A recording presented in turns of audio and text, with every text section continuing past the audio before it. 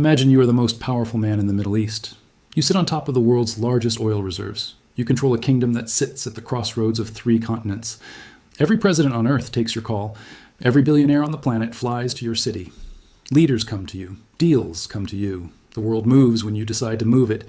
And yet, right there inside your own country, on your own soil, there are foreign soldiers, thousands of them, living in your land, running their operations out of your desert, flying their aircraft over your skies, and the most extraordinary part of all of this, the part that keeps Mohammed bin Salman awake at 3 a.m, is that the United States of America has never, not once, given him a single written guarantee that those troops will actually protect him if something goes wrong.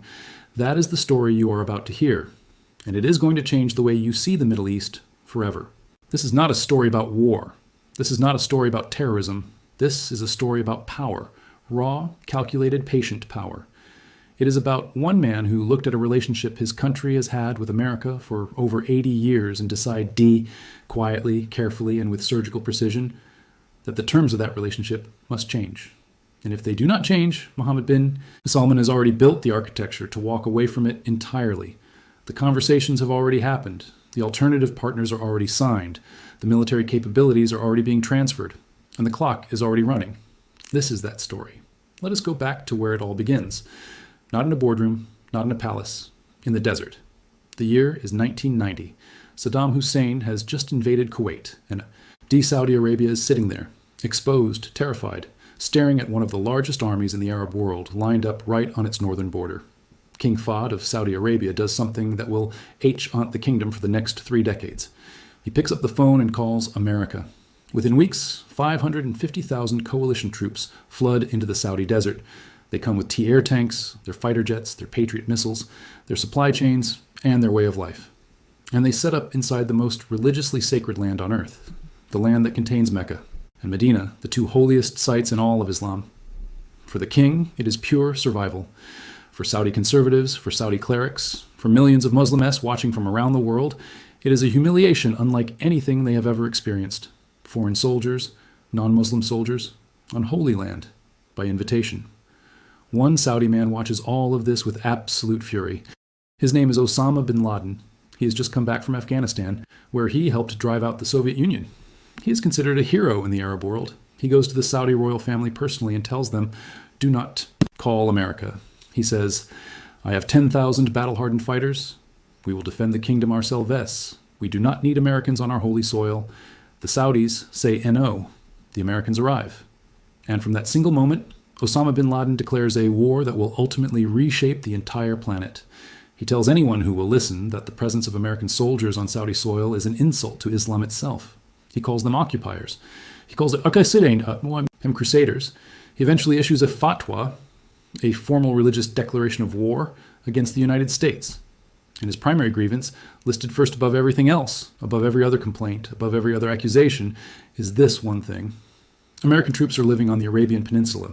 That decision in 1990 to call America for help plants a seed of rage that grows for 11 full years until it explodes on September 11th, 2001, killing nearly 3,000 people in a single morning. Now here is what most people never stop to talk about. After the Gulf War ended, after Saddam was pushed out of Kuwait, after the declared mission was complete, the United States did not leave Saudi Arabia. It stayed for over a decade. Thousands of American Air Force personnel operated out of Prince Sultan Air Base, south of Riyadh. They flew daily surveillance missions over Iraq. They enforced the no-fly zones. They launches air strikes from Saudi soil. And every single day they stayed, the resentment inside the kingdom grew deeper, wider, and more dangerous. Bombings happened. In 1996, a massive truck bomb destroyed the Khobar Towers housing complex for American troops in Saudi Arabia, killing 19 American servicemen and wounding hundreds more. The United States moved its forces further into the desert. It did not leave. It went nowhere. It was only in 2003, after the United States invaded Iraq and toppled Saddam Hussein, that Washington finally pulled its forces out of Saudi Arabia. Defense Secretary Donald Rumsfeld announced the withdrawal quietly, almost as if it were a routine administrative decision. The reason given officially was that the Iraq War had changed the regional security dynamics. But everyone inside Washington knew the deeper reality, the AM. American military presence in Saudi Arabia had become one of the most dangerous, most radicalizing, and most diplomatically costly decisions America had ever made in the region. It was fueling terrorism. It was fueling resentment. It was handing groups like Al-Qaeda their most powerful recruiting argument. And it was costing the Saudi royal family enormous political capital at home every single day it continued. So the TR Oops left. They moved their main hub to Qatar. And for the next 16 years, Saudi Arabia was largely free of a large-scale, visible American military footprint on its soil. Then came September 2019, and everything changed again in a single night. In the early hours of September 14th, 2019, a coordinated swarm of cruise missiles and armed drones came screaming out of the darkness and slammed directly into two of Saudi Arabia's most critical oil facilities, the Abqaiq processing plant and the Khurais oil field. These were not small, obscure targets. Abqaiq alone processes more than 7% of the entire world's daily oil supply. It is the single most important oil facility on the planet. The attack cut Saudi Arabia's total oil production in half overnight. It was the largest single attack on the global energy infrastructure in modern history. Fires burned for hours. Black smoke columns rose so high they were visible from satellites in orbit. The images went around the world instantly. The global oil market went into immediate shock. Oil petit DOE. Crises spiked by 15% in a single day. The largest single-day jump in 30 years. Iran-backed Houthi rebels in Yemen initially stepped forward to claim the attack. But American intelligence, Saudi intelligence, and independent analysts all pointed the evidence directly at Iran itself. Now here is the moment that Mohammed bin Salman will never forget for the rest of his life. Saudi Arabia had just been hit by the most catastrophic attack on its economic infrastructure in its entire modern history. The kingdom looked to its closest, most powerful ally, the United States of America, for a real response. And what it received was almost nothing. President Trump went on Twitter and said America was locked and loaded. He ordered a small number of additional Patriot missile batteries deployed to Saudi Arabia. He held a meeting. And then he did not strike Iran. He did not respond militarily in any meaningful way. He spoke about more economic sanctions. He called for more diplomatic conversations. He issued more tweets. And Saudi Arabia sat there, watching its oil facilities still smoldering, counting the billions in economic damage, and slowly arriving at a conclusion that would permanently alter its foreign policy. America will see. I'll you weapons. America will take your money. America will shake your hand and smile in every photograph. But when the actual missiles come flying, when the fires are burning in your desert, America may not come with them. That moment of clarity is the engine driving everything Mohammed bin Salman does from that point forward.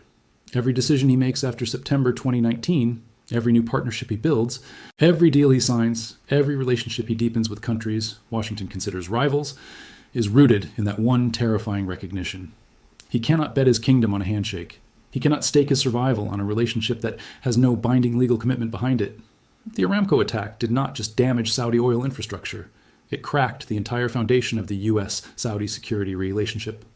And Mohammed bin Salman decided, right there in the smoke and ruin of Abqaiq, that he was going to fix it on his terms, or build something else entirely. Understand who this man is. Mohammed bin Salman is not like any Saudi leader who came before him.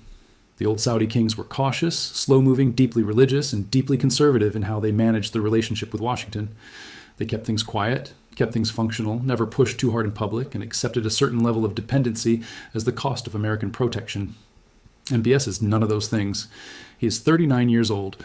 He moves fast. He makes bold decisions, sometimes startling, sometimes reckless ones. He launched a brutal and prolonged war in Yemen. He blockaded an entire neighboring country, Qatar, for 3.5 years. He arrested hundreds of Saudi princes, ministers, and businessmen in the Ritz-Carlton in Riyadh in a sweeping anti-corruption purge, and did not release them until they signed over billions in assets. And American intelligence concluded in 2021 that he personally approved the murder of journalist Jamal Khashoggi inside the Saudi consulate in Istanbul. This is not a cautious man. This is not a man who waits for permission.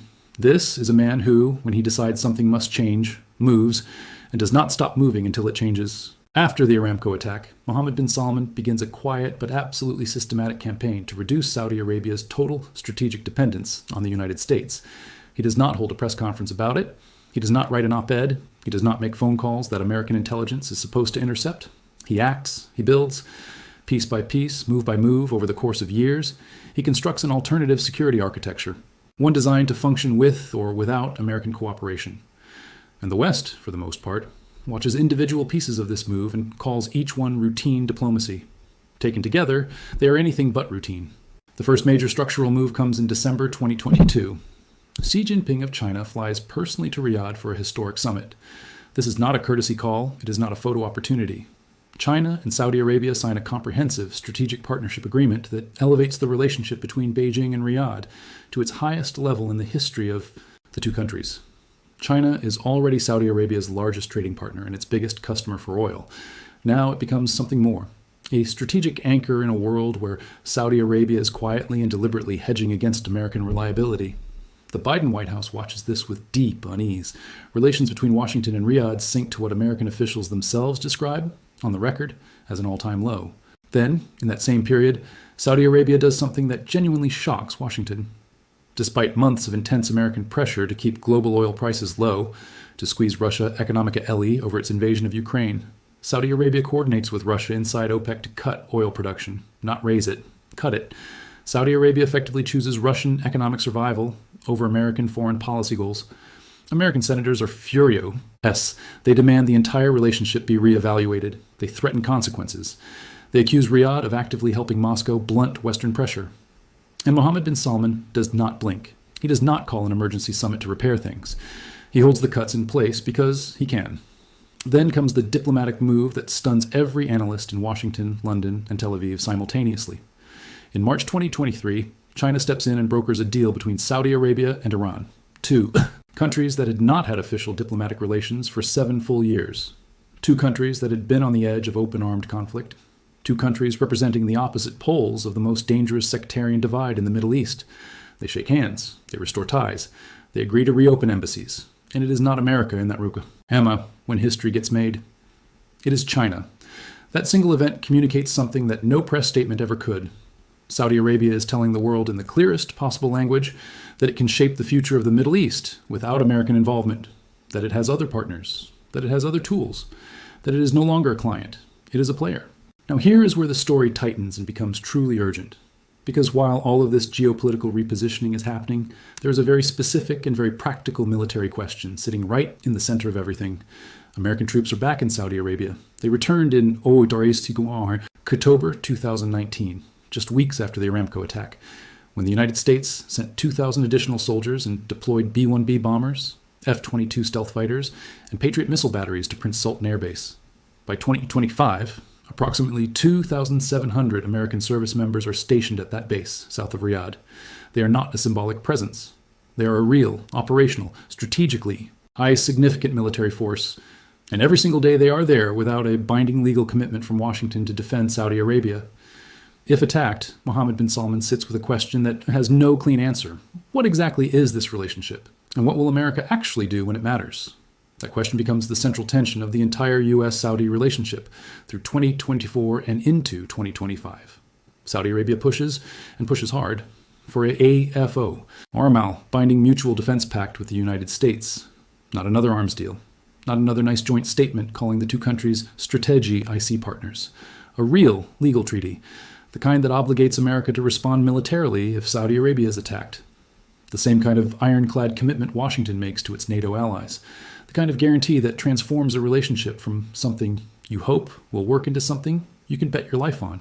To understand just how seriously Saudi Arabia wants this, look at what it puts on the table in exchange. Heading into 2025, as negotiations intensify before a landmark presidential visit to Riyadh, Saudi Arabia announces one hundi, red, and $42 billion in defense purchases. The largest single defense deal in the entire history of the United States of America. That number represents 176% of Saudi Arabia's entire annual defense budget. Saudi Arabia is essentially offering to buy the full product catalog of the American defense industry. And the price it asks for in return is not money. It is a written, binding legal commitment. And if Saudi Arabia is attacked, the United States of America is coming. Not tweets, not press releases, not Patriot batteries deployed 3 weeks after the missiles have already landed. A real answer, a real commitment, a real alliance.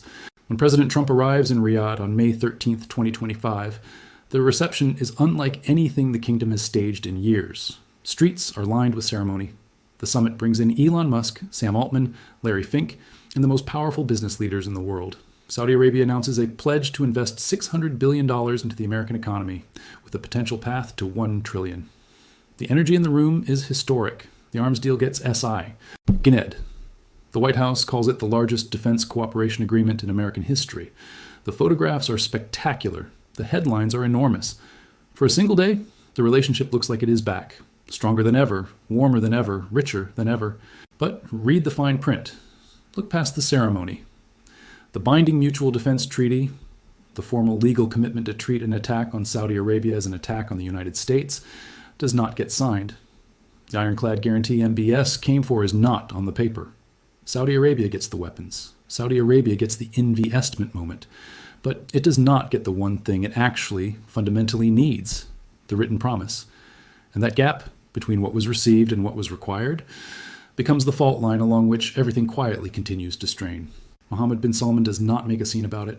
He does not summon the American ambassador. He does not issue a warning through state media. He does what he always does when HE wants to change something without announcing he is changing it. He builds. In September 2025, Saudi Arabia signs a strategic mutual defense agreement with Pakistan.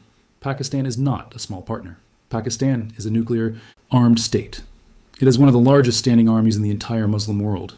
It has decades of deep military cooperation with Gulf states, elevating this relationship to a formal mutual defense agreement. At the precise moment Saudi Arabia is still negotiating for the same thing with the United States, Abqaiq is not an accident. It is a statement. It says, "We are not waiting indefinitely. We are creating alternatives. America is not the only answer." And then the strategic ground shifts even further. In September 2025, Israeli jets strike targets in Doha, Qatar, hitting Hamas officials who were in the middle of ceasefire negotiations that the United States itself had asked Qatar to host. Doha had been designated as neutral territory, protected by its role as a diplomatic facilitator. Gulf leaders watch what happens to that neutrality and arrive at a conclusion that sends a chill through every American base in the region. Being close to America does not protect you from America's partners. The U.S. security umbrella does not shield you from what American allies decide to do. If anything, hosting American-backed diplomacy can put you directly in the crosshairs. The value of the relationship, already deeply questioned since the Aramco attack 6 years earlier, takes another serious blow to its credibility. Meanwhile, Saudi Arabia is not just changing its diplomatic relationships, it is changing its military biology. Mohammed bin Salman has been running a deep transformation of the Saudi armed forces since he became defense minister in 2015. Saudi Arabia is building a domestic defense manufacturing industry. It is producing components for Patriot missile systems inside the K, kingdom through an agreement with Raytheon. It is seeking to acquire 200 advanced MQ-9B drones from General Atomics, which would make Saudi Arabia only the second country in the Middle East to operate that level of unmanned aerial capability. And critically, the arms deal signed in May 2025 includes extensive technology transfer agreements. Saudi engineers, Saudi technicians, Saudi military operators are being trained to maintain, repair, and run systems that previously required American contractors physically present on Saudi soil to function. That dependency, the dependency that kept the relationship glued together even when it was fraying, is being reduced, year by year, deal by deal, training program by training program. Think carefully about what that means. Right now, the presence of American technical personnel in Saudi Arabia is part of what makes the military relationship feel permanent. Remove that operational dependency, and the case for keeping American troops on Saudi soil becomes thinner. Not gone, but thinner. And Mohammed bin Salman is thinning it deliberately and methodically, in plain sight, through the very arms deals that Washington is celebrating as proof of the relationship's strength. He is using American weapons sales to reduce his need for American soldiers. That is a remarkable thing to be able to say about any leader. And it speaks volumes about how precisely he is playing this.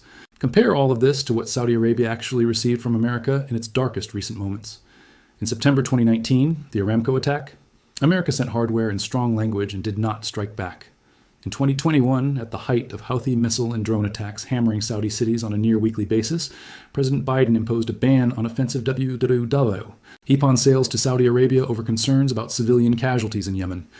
America stopped selling Saudi Arabia the tools it needed to defend itself at the exact moment it was under sustained attack. That decision shook the relationship at its deepest level. It did not just communicate policy disagreement. It communicated something far more dangerous. When American domestic politics demand it, Washington will leave its partner exposed. And there is no written agreement that prevents that from happening again. In Riyadh, these moments are not forgotten. They are studied. They are cataloged. Saudi analysts and military planners replay the Aramco attack response, and the Biden weapons freeze the same way a general studies a lost battle. Not to feel anger about it, but to understand the precise mechanics of the failure, so it can never happen in the same way again. And the conclusion they keep arriving at is always the same. Good relationships aren't enough. Warm phone calls are not enough. Even massive arms deals are not enough. What protects a country is not goodwill.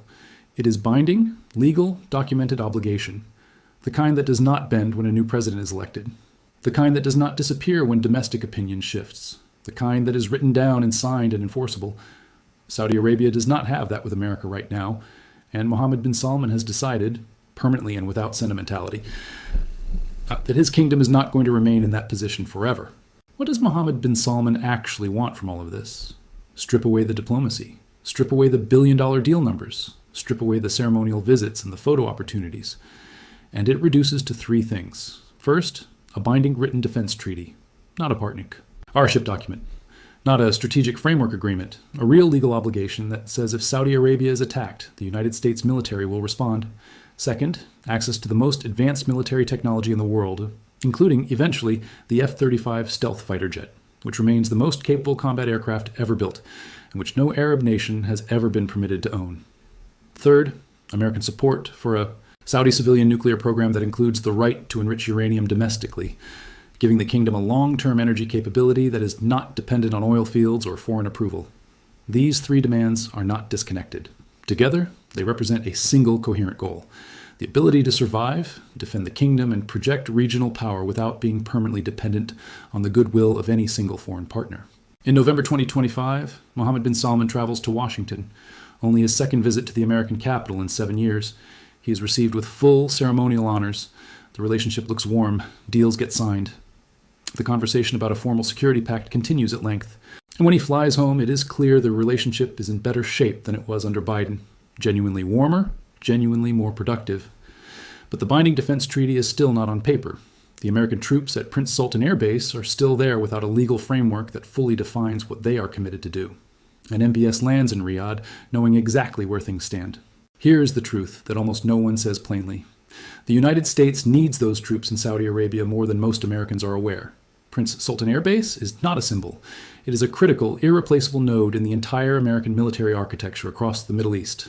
From T-hat position, U.S. forces can project power across the Persian Gulf, across the Red Sea, across the Horn of Africa, and directly into Iran's southern flank.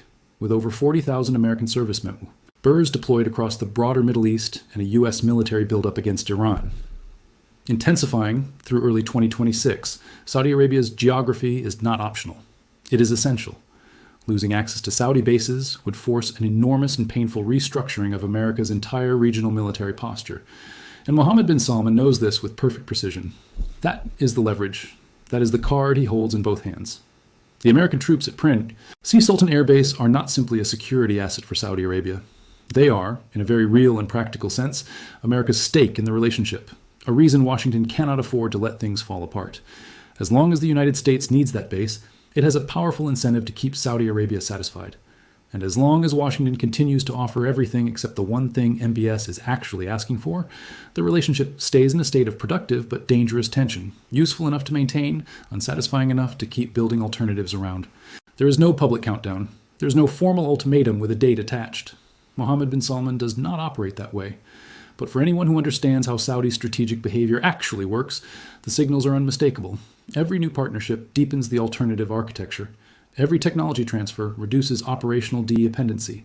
Every year that passes without a binding treaty is another year in which the cost of a rupture with America becomes more affordable for Riyadh and less affordable for Washington. The Saudi defense minister himself told the Trump P administration in early 2026 that America should take direct military action against Iran or risk strengthening the regime. Read that language carefully. A Saudi defense minister is not asking for protection. He is telling America what it needs to do. That is the voice of a country that believes it has options and is done pretending it does not. The historical echo in all of this is almost impossible to ignore. In 1990, Osama bin Laden stood up and told his government, "Do not let foreign soldiers set foot on holy soil." Nobody listened. The soldiers came. The rage that followed eventually produced the deadliest terrorist attack in human history. Mohammed bin Salman, and is not Osama bin Laden. He is driven by power and by the cold, clear-eyed logic of national survival, not by ideology. But he is making a structurally identical argument, translated into the clean language of geopolitics. Saudi Arabia cannot be permanently defined by the presence of foreign soldiers on its land when those soldiers come without a commitment that actually serves the kingdom's interests. The troops came back to Prince Sultan Air Base in 2019 after a 16-year absence. They are there right now as these words are being spoken. 2,700 American men and women living in the Saudi desert, serving inside a base the world largely forgot about for a decade and a half. The question is never going to be whether Mohammed bin Salman orders them expelled in a dramatic and public confrontation. He will not. That is not his style, and that is not his strategy. The real question, the one that will define the Middle East for the next generation, is whether the United States will, in the window of time that MBS is quietly providing, finally put on paper what it actually owes Saudi Arabia in return for everything Saudi Arabia gives. The oil, the investment, the geography, the stability, the cooperation, the partnership that has underwritten American power in the region for 8 decades. Because if Washington does not deliver, if the binding security guarantee keeps being promised in meeting rooms and withheld in treaty chambers, then Mohammed bin Salman is building something in the desert that will one day make those troops and that base and that entire relationship on current terms quietly and irreversibly unnecessary, not expelled, not thrown out in anger, just made redundant, replaced by Saudi systems, Saudi alliances, Saudi sovereignty, and Saudi choices that no longer require American permission or American presence to execute. That is the real final warning. It is not spoken, it is not broadcast, it is built carefully, methodically, and in full view for anyone paying close enough attention to see exactly what is coming.